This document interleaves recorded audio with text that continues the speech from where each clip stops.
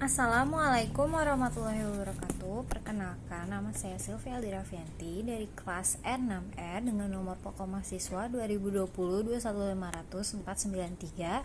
Pada kesempatan kali ini saya akan mempresentasikan populasi dan sampel dalam penelitian, yang dimana tugas tersebut diajukan untuk melengkapi mata kuliah penelitian linguistik yang diampu oleh dosen Bapak Irwan Siagian MPD.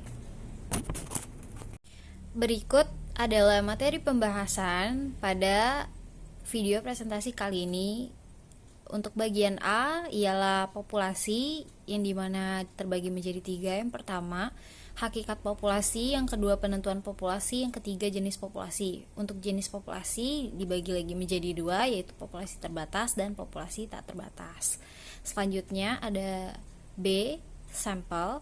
Yang pertama ada hakikat sampel, yang kedua ada penentuan sampel, yang ketiga ada teknik pengambilan sampel. Untuk teknik pengambilan sampel dibagi menjadi 2. Yang pertama probability sampling, yang kedua non probability sampling. Pada probability sampling ada simple random sampling, yang kedua ada stratified sampling, yang ketiga ada cluster sampling. Untuk non probability sampling ada purposive sampling, ada quota sampling, ada snowball sampling. Baik, selanjutnya kita akan membahas A, populasi, yang dimana terbagi menjadi 3. Yang pertama hakikat populasi, yang kedua penentuan populasi, yang ketiga jenis populasi, yang terbagi menjadi 2. A, populasi terbatas, B, populasi tak terbatas.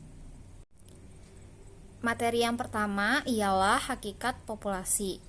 Populasi adalah kumpulan objek atau subjek yang memiliki karakteristik dan kualitas tertentu yang telah ditentukan oleh peneliti untuk dipelajari, kemudian ditarik kesimpulannya menurut Sugiono tahun 2018 halaman 117. Jadi, berdasarkan pendapat tersebut, populasi adalah kumpulan objek atau subjek yang memiliki karakteristik dan kualitas tertentu yang telah ditentukan oleh peneliti. Populasi ini menjadi wilayah generalisasi yang menjadi fokus penelitian, di mana peneliti menetapkan batasan-batasan untuk menentukan siapa atau apa yang termasuk dalam populasi tersebut. Kemudian, hasil dari populasi terhadap ini digunakan untuk mengambil kesimpulan atau generalisasi yang dapat diterapkan lebih luas. Dengan demikian, pemahaman yang jelas terhadap konsep populasi sangat penting dalam proses penelitian untuk memastikan relevansi dan validitas hasil penelitian yang telah dilakukan. Lalu ada contoh penelitiannya. Dari judul Perilaku Penggunaan Teknologi pada Anak Usia 10 Tahun, Studi Kasus di Desa Jatirejo, Semarang. Peneliti menetapkan populasi penelitian dengan batasan usia 10 tahun dan wilayah geografis, di mana desa itu Desa Jatirejo, Semarang, untuk menentukan siapa yang akan menjadi subjek penelitian. Pada contoh pernyataan sebelumnya, populasi remaja usia 10 tahun di Desa Jatirejo, Semarang dipilih karena memiliki karakteristik yang relevan dengan penelitian tentang penggunaan teknologi dalam kehidupan sehari-hari. Peneliti menetapkan batasan usia yaitu 10 tahun. Dengan memilih populasi ini, peneliti dapat fokus pada pengamatan perilaku penggunaan teknologi pada kelompok usia yang spesifik dan dalam geografis tertentu. Kemudian, hasil dari studi ini dapat digunakan untuk membuat generalisasi tentang bagaimana anak-anak usia 10 tahun di desa tersebut menghadapi dan menggunakan teknologi dalam kehidupan mereka sehari-hari. Pemahaman yang jelas terhadap populasi ini memastikan bahwa temuan dan kesimpulan yang diambil dari penelitian tersebut dapat ditetapkan secara relevan dan valid dalam konteks yang lebih luas, seperti dalam pengembangan kebijakan atau intervensi yang berkaitan dengan penggunaan teknologi pada anak-anak di berbagai wilayah. Populasi adalah keseluruhan objek peneliti atau totalitas kelompok subjek, baik manusia, gejala, nilai, benda-benda, hingga peristiwa yang menjadi sumber data suatu penelitian menurut Ari Kunto tahun 2018. Berdasarkan pendapat tersebut, populasi dalam penelitian adalah kumpulan lengkap dari setiap elemen yang memiliki karakteristik atau ciri yang sama dan menjadi fokus penelitian. Populasi ini dapat berupa elemen-elemen seperti individu dari suatu kelompok, peristiwa, atau objek lainnya yang menjadi fokus penelitian.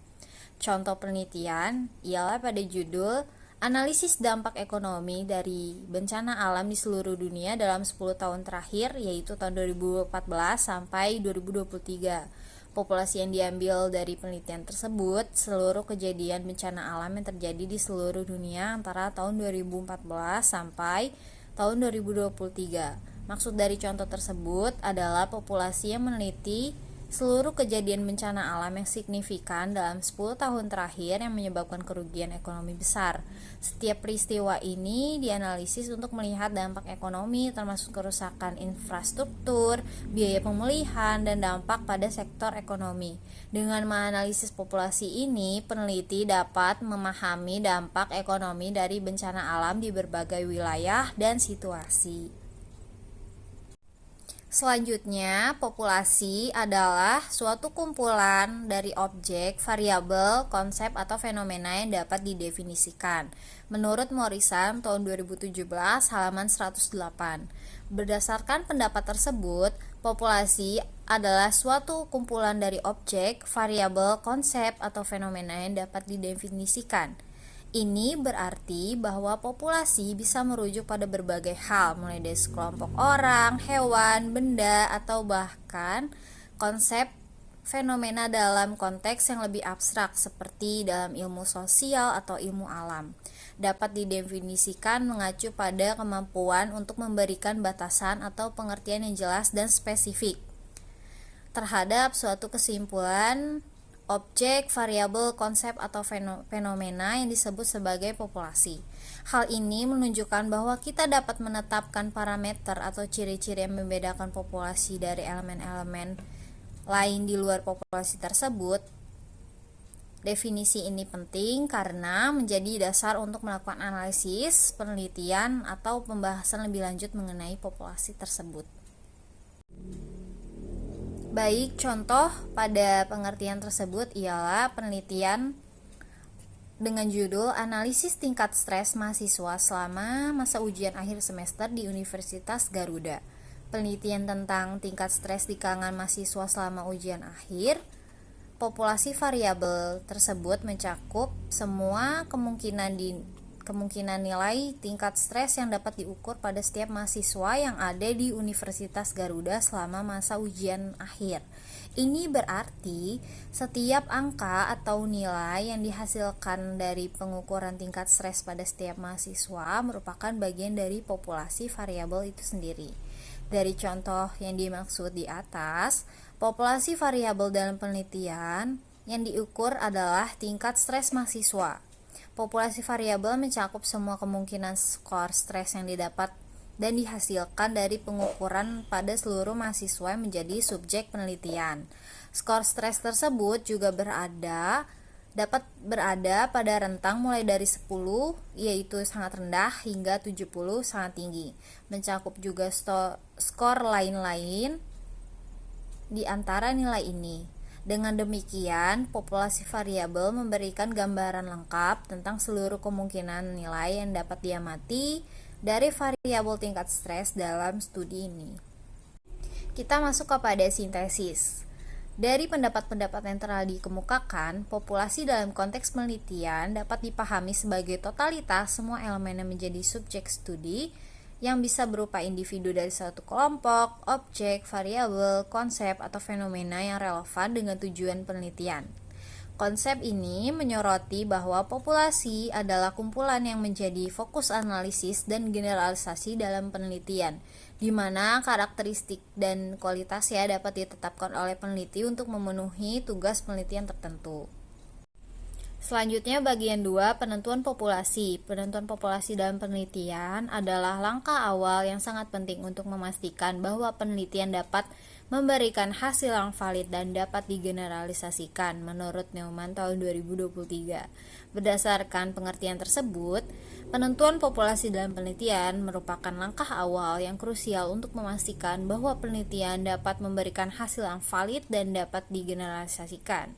Ini berarti bahwa peneliti harus dengan hati-hati mendefinisikan baik kelompok individu atau objek yang menjadi fokus penelitian agar hasil yang diperoleh dapat diterapkan secara luas.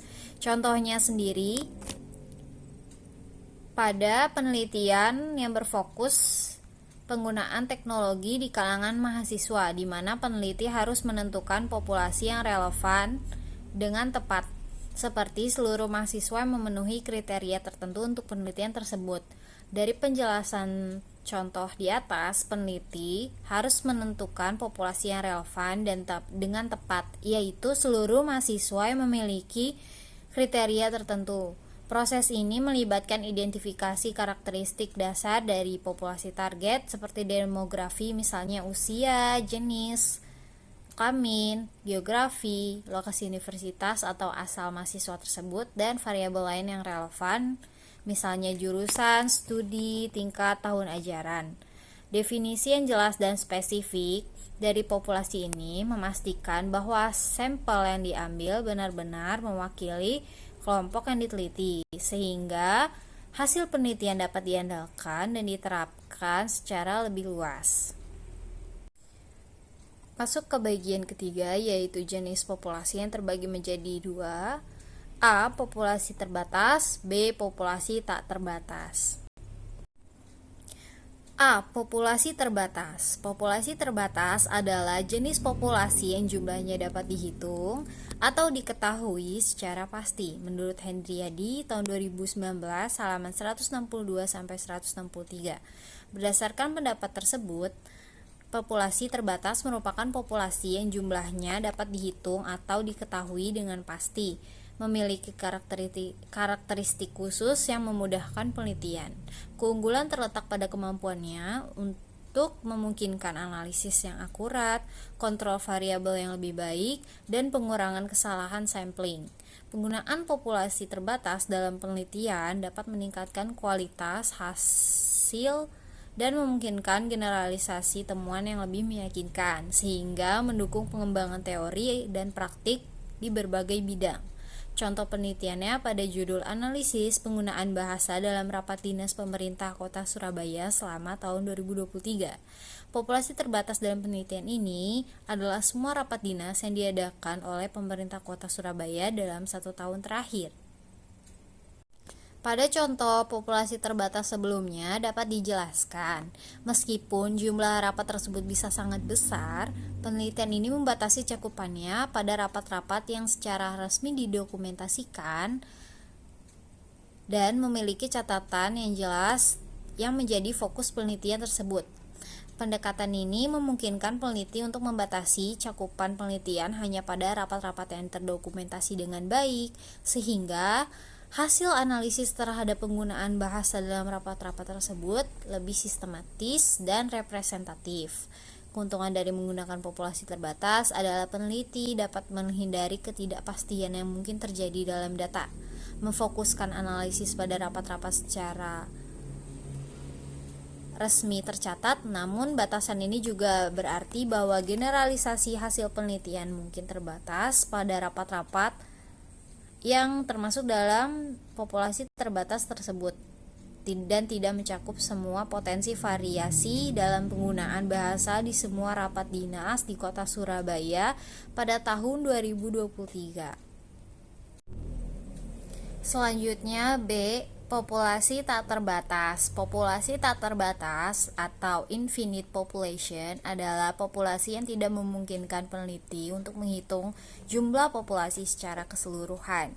Populasi seperti ini disebut tak terbatas atau tak terhingga. Menurut Hendriadi tahun 2019 halaman 162 sampai 163.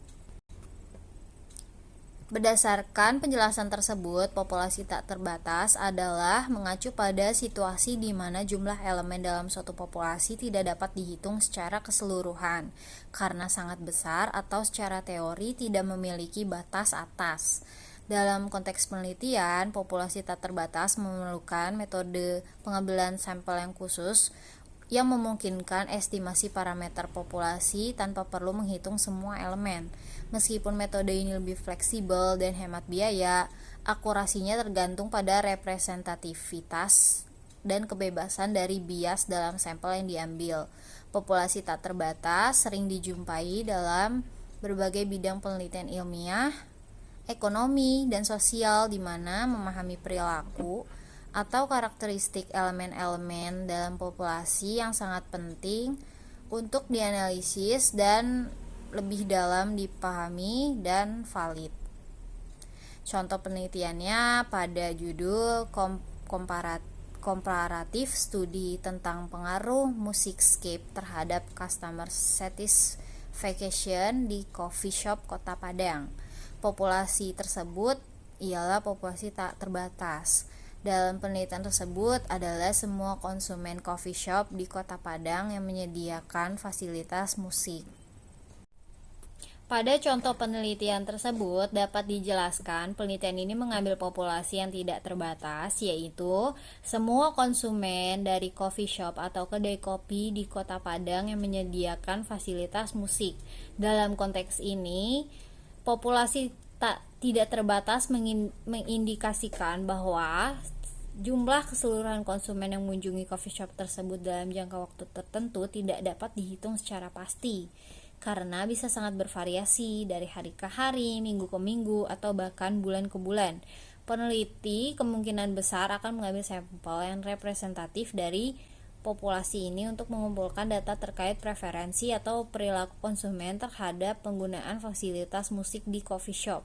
Data yang dikumpulkan dapat mencakup informasi tentang seberapa sering konsumen menghadiri coffee shop, preferensi terhadap genre musik yang diputar, apakah kehadiran musik mempengaruhi lamanya waktu kunjungan, dan persepsi umum terhadap pengalaman audiovisual yang disediakan oleh coffee shop tersebut.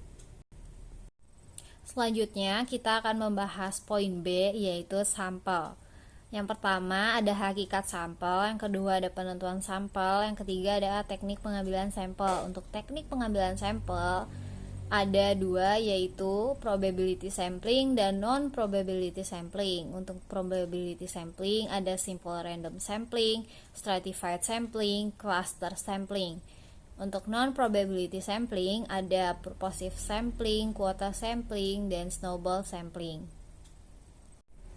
Yang pertama, hakikat sampel. Sampel adalah sebagian kecil dari jumlah dan karakteristik yang dimiliki oleh populasi menurut Sugiono tahun 2021 halaman 127. Dari penjelasan tersebut, maksud dari sampel ialah sebagian kecil dari populasi yang dipilih dengan cara ditentukan untuk mewakili populasi secara keseluruhan. Pemilihan sampel yang tepat dan representatif sangat penting untuk penelitian.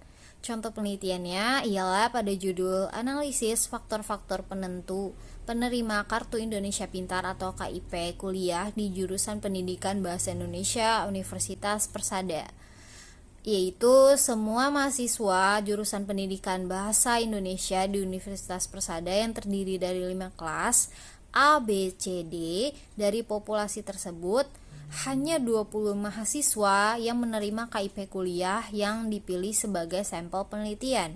Dari contoh tersebut, sampel dikumpulkan melalui kuesioner, data sekunder, dan lainnya dari pihak universitas terkait kriteria penerimaan KIP kuliah. Selanjutnya, data dianalisis untuk mengetahui faktor-faktor yang menyebabkan hanya 20 mahasiswa yang menerima KIP kuliah dari populasi yang lebih besar. Lalu, faktor-faktor tersebut meliputi kriteria akademik dan non-akademik program KIP kuliah, tingkat pendapatan keluarga, prestasi akademik, keterlibatan dalam kegiatan ekstrakurikuler, serta keaktifan organisasi mahasiswa dan kegiatan sosial. Selanjutnya, sampel adalah populasi yang diwakili oleh sebagian anggotanya, sehingga dalam sebuah penelitian tidak perlu melibatkan semua populasi dengan pertimbangan akademik dan non-akademik menurut Citra tahun 2019.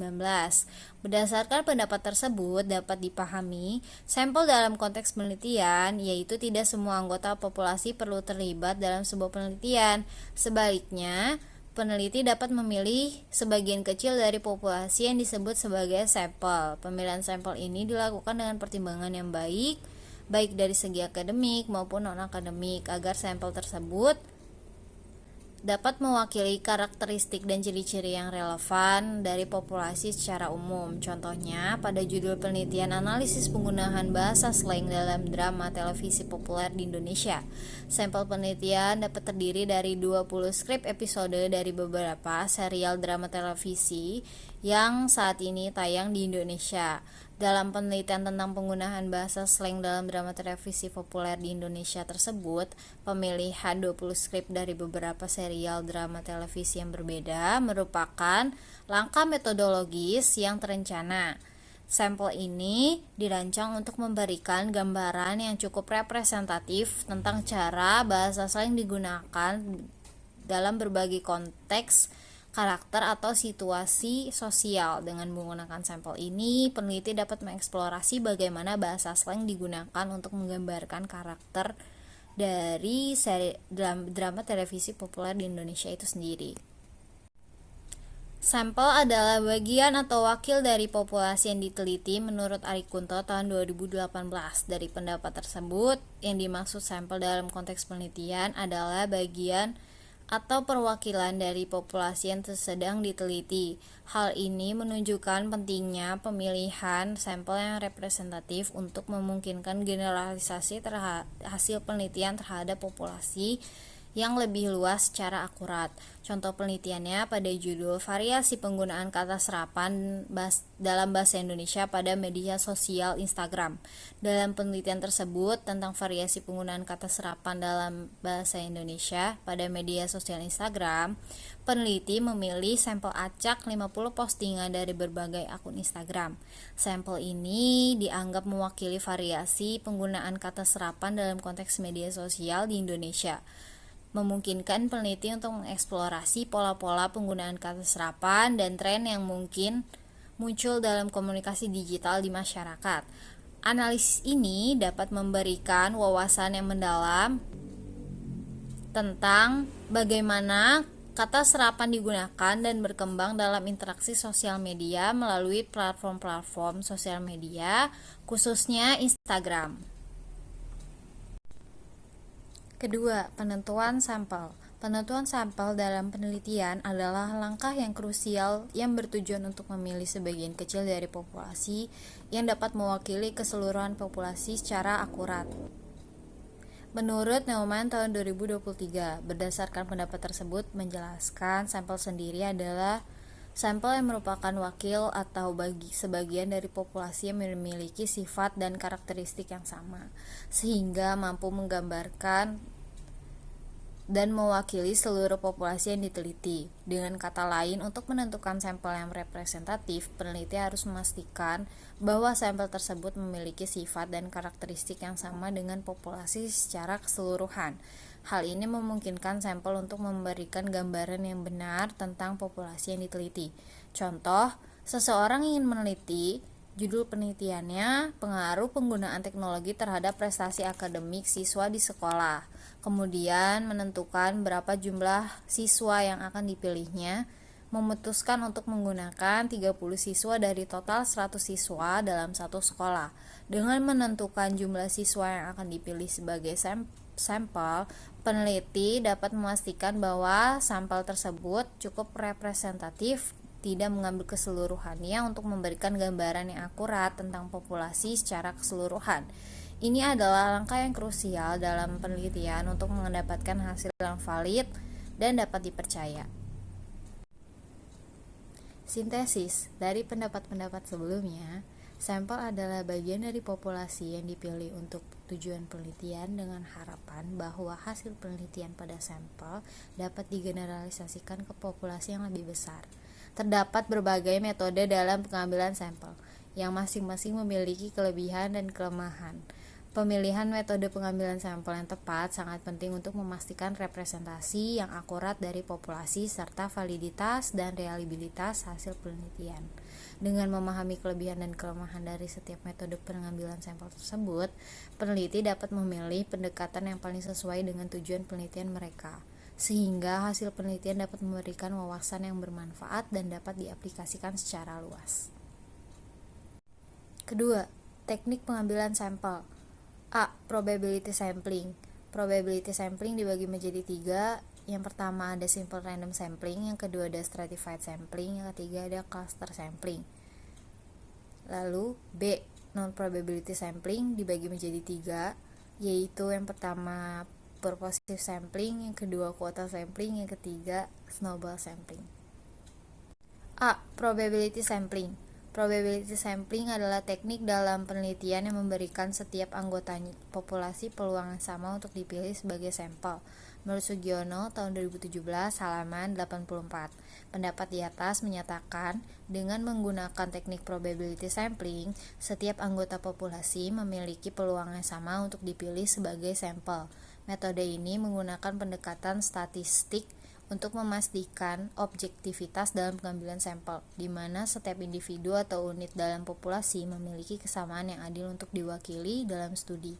Dengan demikian, hasil dari probability sampling dapat digeneralisasikan lebih luas ke populasi yang lebih besar dengan tingkat kepercayaan statistik yang lebih tinggi. Contoh penelitiannya pada judul Motivasi Belajar Bahasa Korea Siswa SMA K2 BPK Penabur Bandung dalam pembelajaran daring. Populasi diambil sebanyak 83 siswa yang terdiri dari kelas 10 sebanyak 39 dan kelas 11 sebanyak 44 orang. Dipilih 69 siswa secara acak sebagai sampel. Dengan menggunakan teknik penelitian ini, setiap siswa di kelas 10 dan 11 memiliki kesempatan yang sama untuk dipilih sebagai bagian dari sampel. Hal ini penting karena memberikan peluang yang adil bagi setiap unsur dalam populasi untuk diwakili dalam penelitian. Dengan demikian, hasil dari sampel ini dapat digunakan untuk membuat generalisasi yang lebih luas tentang motivasi belajar bahasa Korea di kalangan siswa SMAK 2 BPK Penabur, dengan meminimalkan bias dan memastikan validitas hasil penelitian. 1. Simple random sampling. Penyampelan acak sederhana adalah metode pengambilan sampel di mana setiap anggota dari populasi yang diteliti memiliki peluang yang sama untuk dipilih menjadi bagian dari sampel. Menurut Sugiono tahun 2018 halaman 86. Teknik penelitian ini penting karena memberikan dasar yang adil dan representatif dalam penelitian statistik. Dalam menentukan ukuran sampel, peneliti menggunakan tingkat kesalahan sebesar 5% dan untuk menghitung ukuran sampel dari populasi yang diketahui jumlahnya akan menggunakan rumus Slovin sebagai berikut. N sama dengan N per 1 ditambah N dikali E pangkat 2. Keterangannya, N kecil itu ukuran sampel, N besar itu ukuran populasi, E itu persentase kelonggaran kesalahan pengambilan sampel yang masih bisa ditoleransi, E sendiri ialah 0,05, yaitu tingkat kesalahan sebesar 5%-nya. Penyampelan acak sederhana memastikan setiap anggota populasi memiliki peluang yang sama untuk dipilih sebagai sampel. Penting untuk representasi yang adil, rumus Slovin digunakan untuk menghitung ukuran sampel yang dibutuhkan dari populasi besar dengan pertimbangan tingkat kesalahan yang diinginkan seperti 5% atau 0,05. Contoh penelitian. Pada judul contoh penelitian berikut, motivasi belajar bahasa Korea siswa SMAK BPK Penabur Bandung dalam pembelajaran daring. Jumlah populasi diketahui sebanyak 83 siswa yang terdiri dari kelas 10 sebanyak 39 orang dan kelas 11 sebanyak 44 orang dengan menggunakan rumus Slovin untuk menentukan sampel dengan populasi yang diketahui N besar. Tingkat kepercayaan 95% dan tingkat kesalahan 5% itu dalam artian E dapat diidentifikasi jumlah sampel sebagai berikut. N itu sama dengan ukuran sampel, N besar itu ukuran populasi, E itu persentase kelonggaran kesalahan pengambilan sampel yang masih bisa ditoleransi, sementara E itu 0,05 ialah tingkat kesalahan. Jadi dapat dirumuskan sebagai berikut: N besar dibagi 1 ditambah N besar dikali E pangkat 2, N ukuran sampel sama dengan 83 dibagi 1 ditambah 83 dikali 0,05 pangkat 2 N ukuran sampel sama dengan 83 dibagi 1,2 2075 sama dengan 68,73 dibulatkan menjadi 69. Dengan demikian, sampel yang digunakan sejumlah 69 orang.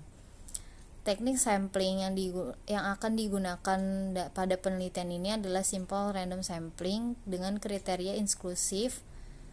Teknik ini dikatakan simple atau sederhana karena pengambilannya dilakukan secara acak tanpa memperhatikan strata dari yang diambil.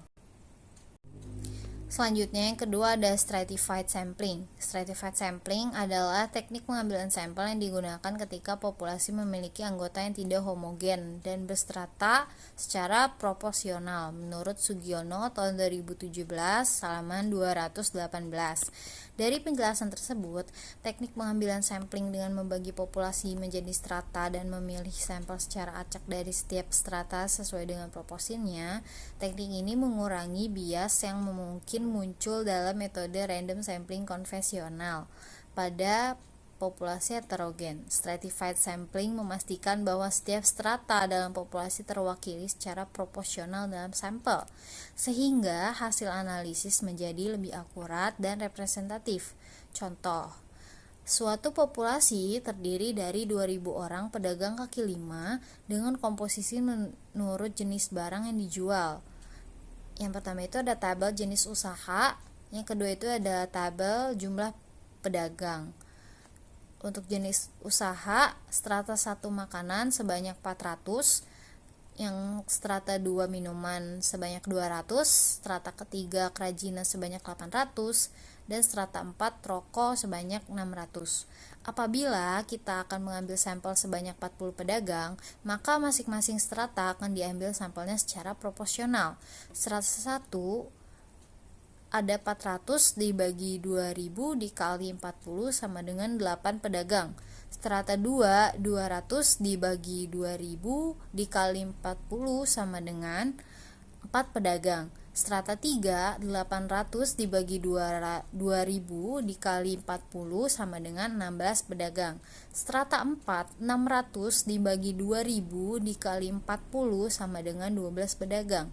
Jumlah sampel seluruhnya adalah 40 pedagang. 2000 tersebut diambil dari jumlah keseluruhan populasi, yaitu pedagang kaki lima.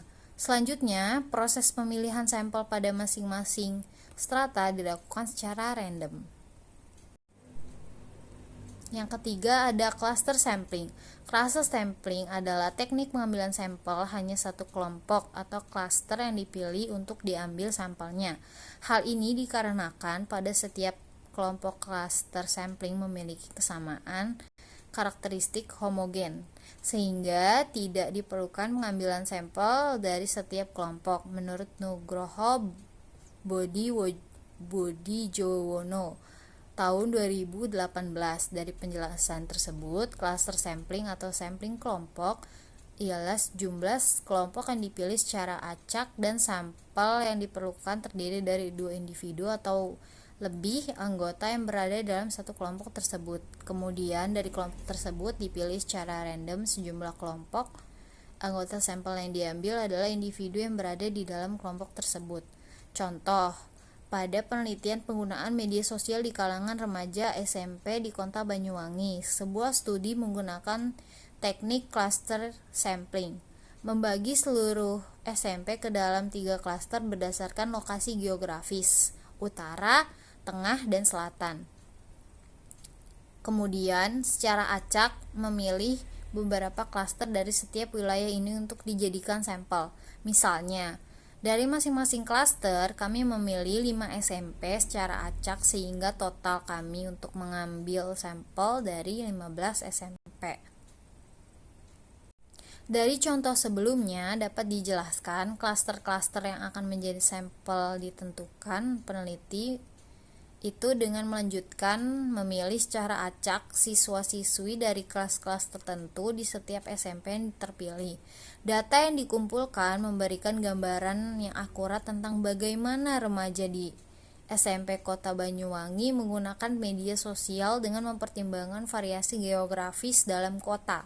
Dengan menggunakan teknik cluster sampling ini, peneliti dapat mengoptimalkan efisiensi pengumpulan data sambil tetap representasikan dengan baik dari populasi yang diteliti, menghasilkan informasi yang berharga untuk memahami perilaku penggunaan media sosial di kalangan remaja SMP wilayah tersebut.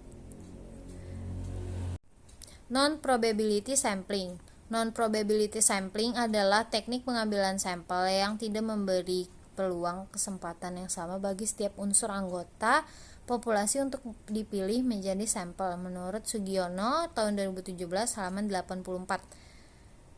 Berdasarkan pendapat tersebut, dapat dipahami bahwa non-probability sampling adalah metode pengambilan sampel yang memudahkan penelitian dalam kondisi tertentu, namun memiliki keterbatasan dalam hal representativitas dan generalisasi hasil. Teknik ini tidak memberikan kesempatan yang sama bagi setiap anggota populasi untuk dipilih sebagai sampel, sehingga penelitian mungkin tidak sepenuhnya mencerminkan karakteristik dari populasi tersebut.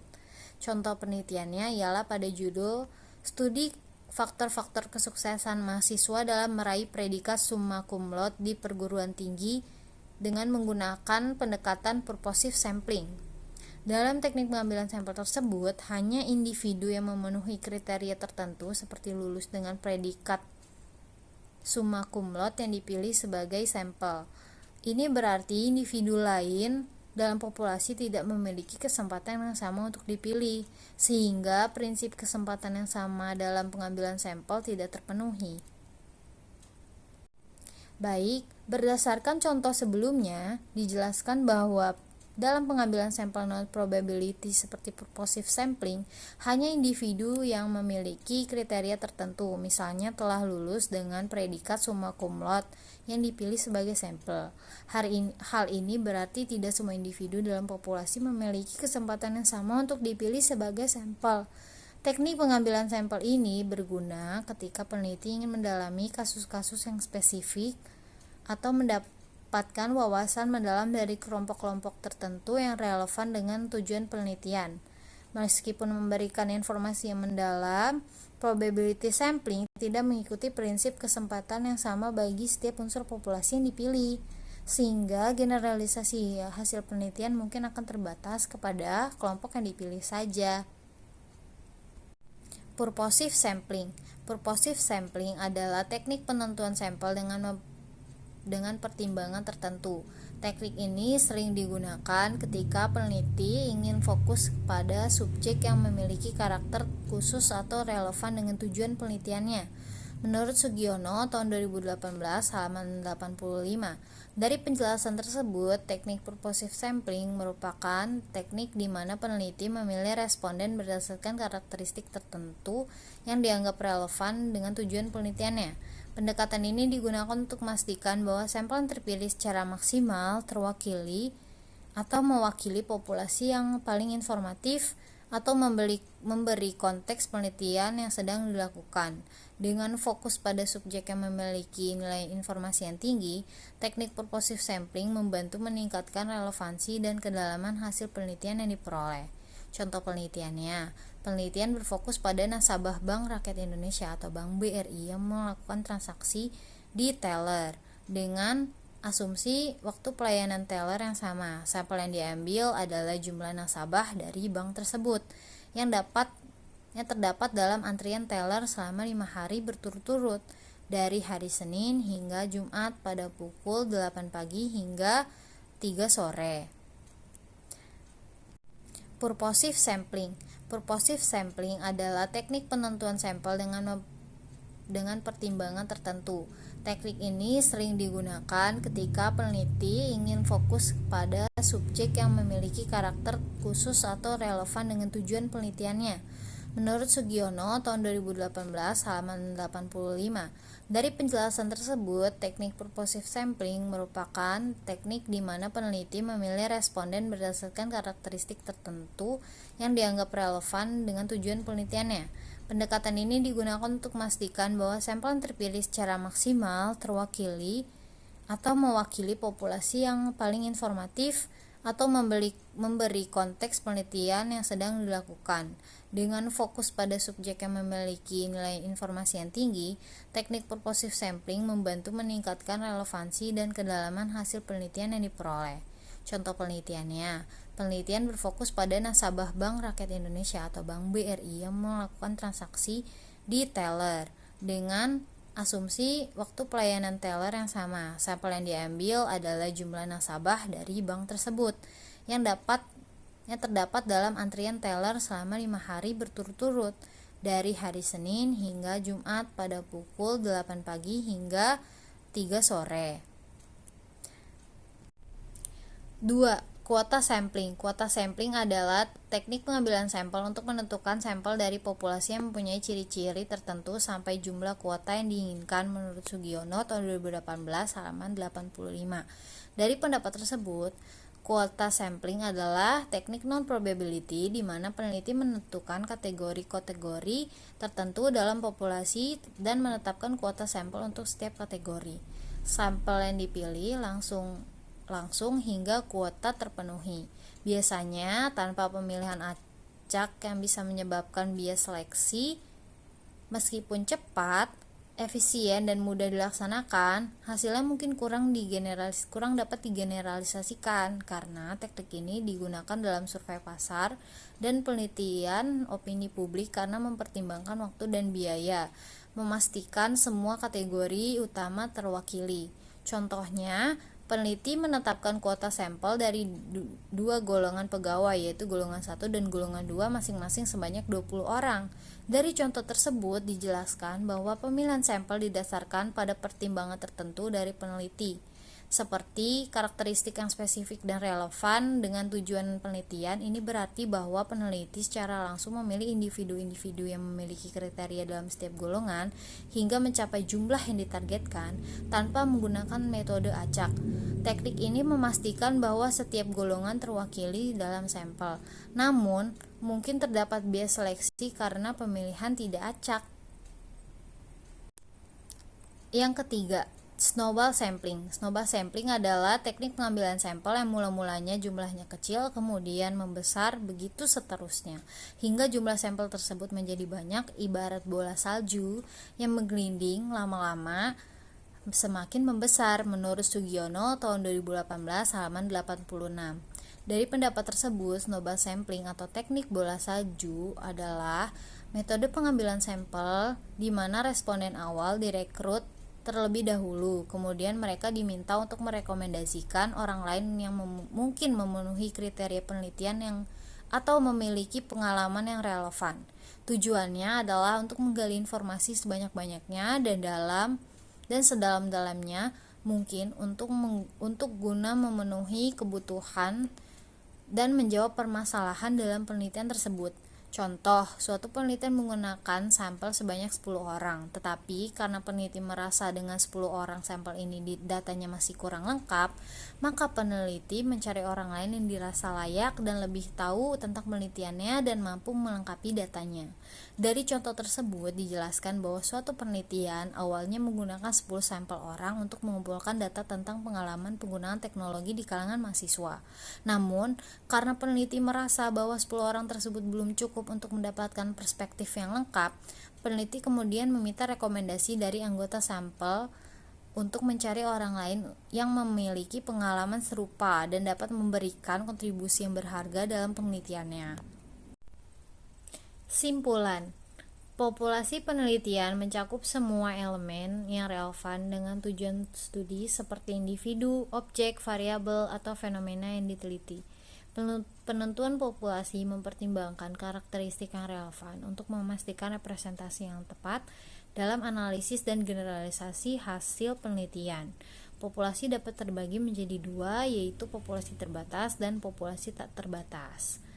Sampel adalah bagian atau representasi dari populasi yang dipilih untuk observasi dalam penelitian.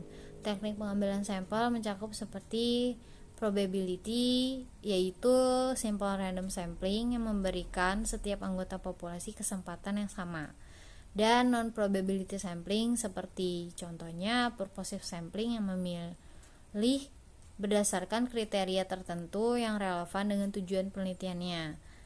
Dengan pemahaman yang baik tentang populasi dan sampel serta penerapan teknik pengambilan sampel yang tepat, peneliti dapat memastikan hasil penelitian mereka mencerminkan populasi secara akurat, mendukung generalisasi yang valid dalam konteks penelitian yang lebih luas.